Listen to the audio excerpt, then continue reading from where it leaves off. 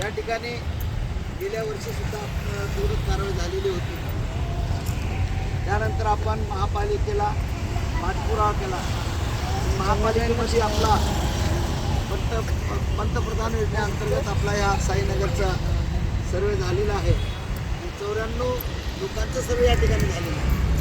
परंतु या पनवेल महानगरपालिकेच्या अधिकाऱ्याने कसल्याही प्रकारे सर्वेकडे विचार केला गेलेला नाही.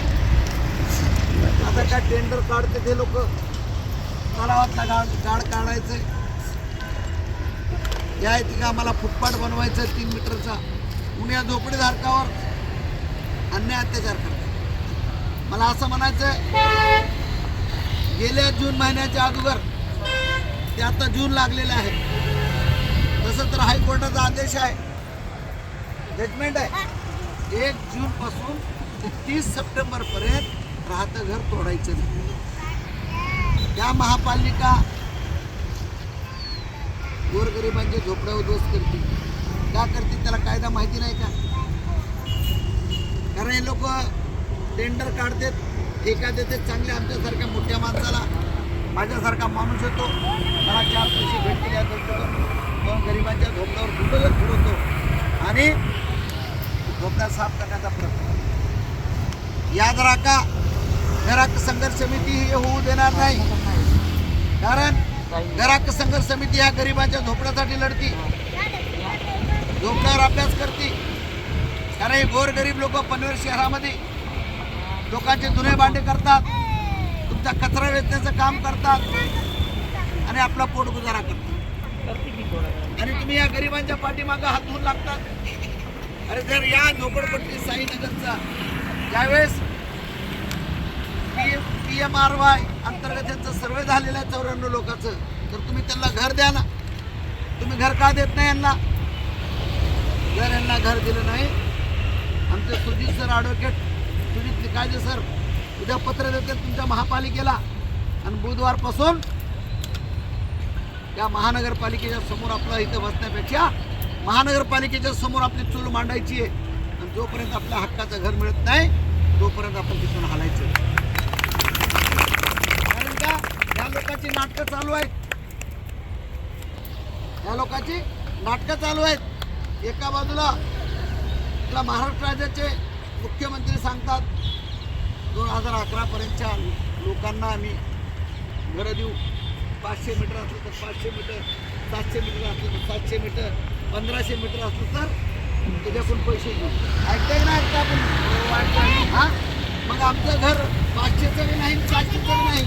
आमचं घर झोपडा तर 100 मीटर, 100चंच आहे, 10x10चा. मग या मुख्यमंत्र्याला कळत नाही का? या मुख्यमंत्र्याची भाषा या पनवेल महानगरपालिकेच्या आयुक्ताला भाषा कळत नाही का? मग 10x10च्या घरावर हातोडा का चालवतो? दरवर्षी ऐन पावसाळ्याच्या दुरांचं प्लास्टिक चटई का उद्ध्वस्त करतो? भांडे उचलून घेऊन जातात. या ठिकाणी मी आता ऐकलं की चुलीवर स्वयंपाक करत असताना त्या महानगरपालिकेचे मगरूर अधिकारी चुलीवर पाणी ओतून त्यांचं सामान उचलून घेऊन जाण्याचं काम करतात. एवढं तुम्ही बिल्डरचे दलाल झालात, एवढं ठेकेदाराचे तुम्ही दलाल झाला, यांना इथून हाकलून लावण्यासाठी यांच्या चुलीवर पाणी टाकताय. मला लाजा वाटायला पाहिजे, शरम यायला पाहिजे. अरे तुम्ही सुद्धा एक माणूस आहे. एवढंच आहे की तुमच्याकडे जर चांगला पगार आहे, 1-1.5 लाख रुपये पगार घेत आहे तुम्ही, आणि तुम्ही चांगल्या बिल्डिंगमध्ये राहता. ही माझ्या मायमावली गरीब आहेत, दिवसभर बनवून फिरत आहेत आणि आपला गुजारा करत आहेत. ते पण तुमच्या पोटात दुखत आहे.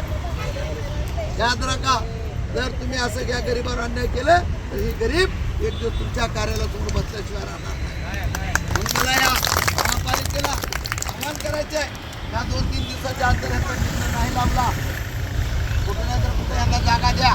या जागेची गरज असेल, तुम्हाला जागा चांगली करायची असेल तर या 94 लोकांना कुठेही घरं द्या, यांना हटवा. तोपर्यंत त्यांना अजिबात हटवू नका.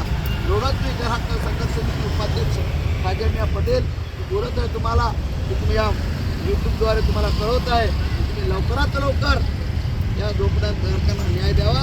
हीच अपेक्षा बाळगतो. तिथेच थांबतो. जय भीम, जय महाराष्ट्र. बघा, घर आमच्या हक्काचं, घर आमच्या हक्काचं लढाएंगे. हम सब हम सब डॉक्टर बाबासाहेब आंबेडकरांचा छत्रपती शिवाजी महाराजांचा विजय असो, महात्मा ज्योतिबा फुल्यांचा विजय असो, सावित्रीबाई फुल्यांचा विजय असो, अण्णाभाऊ साठ्यांचा विजय असो, मौलाना आझादचा विजय असो. घरात संघर्ष समितीचे संस्थापक अध्यक्ष कॉम्रेड हिरामन आगे बढ़ो, हाँ साथ है, कॉम्रेड हिरामन पगार आगे बढ़ो, हम तुम्हारे साथ है.